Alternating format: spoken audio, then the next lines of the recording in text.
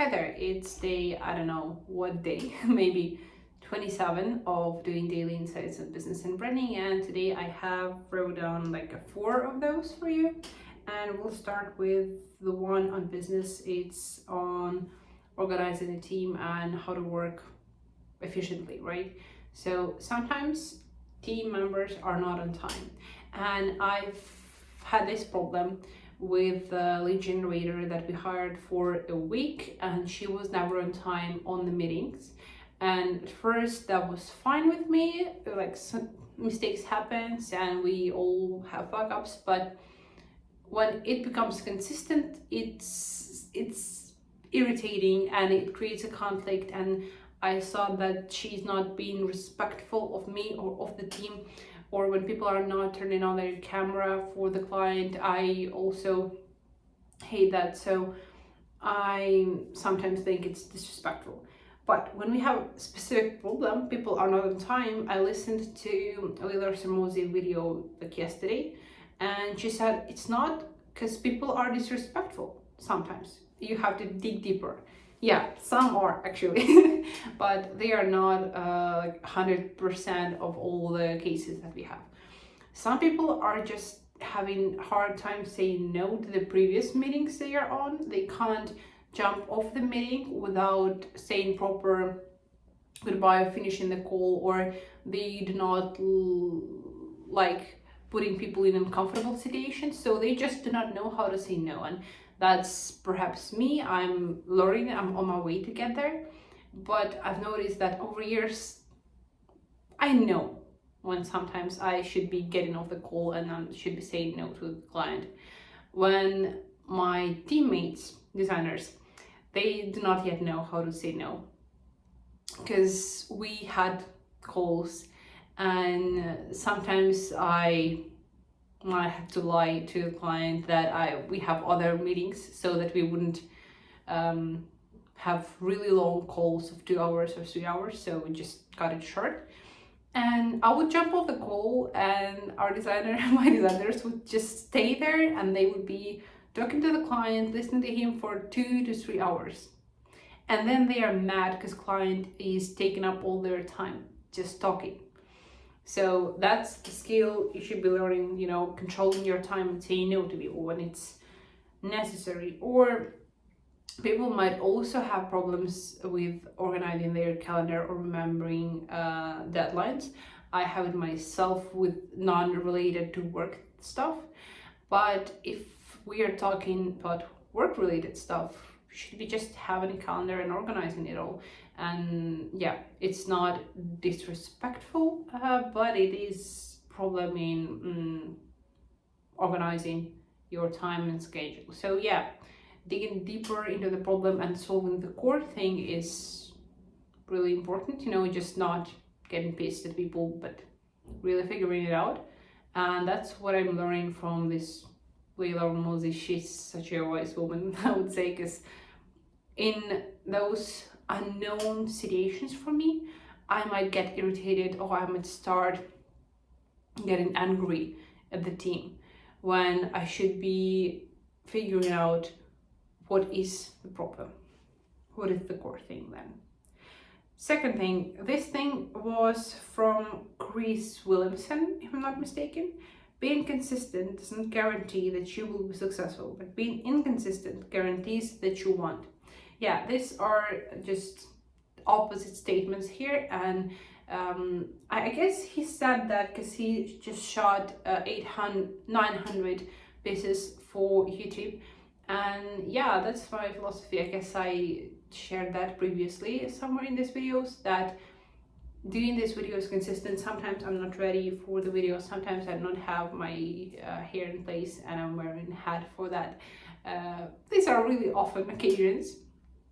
Sometimes I've just been drinking coffee and I'm not fully prepped for the camera, but it's the consistency that keeps us going and keeps building the audience and keeps building the connection, and it shows the progress over time. And I think I checked how many videos I've shot for the YouTube, and that would be over 40, and it's in 3 months. So at first I checked, oh, 40, that's not much. That's not a specific number. I'm just guessing here. I assume that there are like up to 30 videos of daily insights and around 20 or 15 of analysis and more edited versions of these videos. So at first I thought that's not much, but then I checked, it's just in 3 months. And in 3 months, having this amount of video is a lot. So yeah, and in general, I have with all the shorts and stuff around 400 reels, all the total videos here, and not all of them are posted, so I just have a lot in the archive, and it's a great amount of work and it's a great amount of study and education on the matter, and these insights are teaching me something. So that's like having a brainstorm before starting the day and setting the priorities correctly. It's fun and it's great. Same consistencies. Good. The next thing is, when you skip a day, you just don't stop. It's about making little mistakes. It's not about making little mistake. It's about getting big wins and continuing going. There is a trend in Reels, if I'm not mistaken, where people are trying to to fill a glass of water, and they spill a piece of it, and then they are like spilling it all over the place because at first it didn't go right. It's not gonna go right if you are not experienced in the niche or in the topic. So why not just get that water back in the cup and fill it up? It doesn't matter that you make a mistake. And I also, like life example from here, I also do daily runs for its second week, but not like specifically, it's, I don't know, 13 days or 12 days. And yesterday I made first break in these days. I thought first of making these daily runs and keeping it really consistent, like do not skip a day, do not make a mistake. But then I figured that it would be smarter for me to have one day of a rest and then keep going, rather than exhaust myself into not being able to run anymore and just stop the activity total.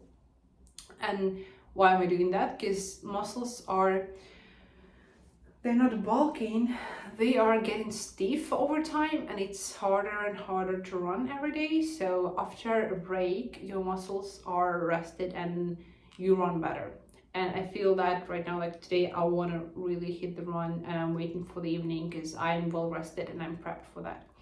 And breaks, these are the things that let us be consistent here. And I have same thing with social media. So I recorded first content for 3 months on the YouTube, on different social media, and these 3 months are already gone. Like I do not have a lot of materials left, quality materials, I mean, and I haven't recorded material for next 3 months. Why? Because that first effort, a trial, wasn't of really high quality, so I was focusing on quantity, and now I'm changing that. So I'm making really edited reels. I'm taking time to record a reel. Like yesterday I took a day for social media, and I hope that I would record materials for the whole week. Well, I recorded just materials like for 2 reels in a day, and it takes me, I don't know, it's a lot of time. It's not efficient for me enough, but it's of higher quality. And why am I telling you this? I'm kind of having a break from social media because I'm not being that consistent with social media, but I'm not giving up on it. And I know that I'll get back and I'll keep being consistent despite the fact that I have this problem right now.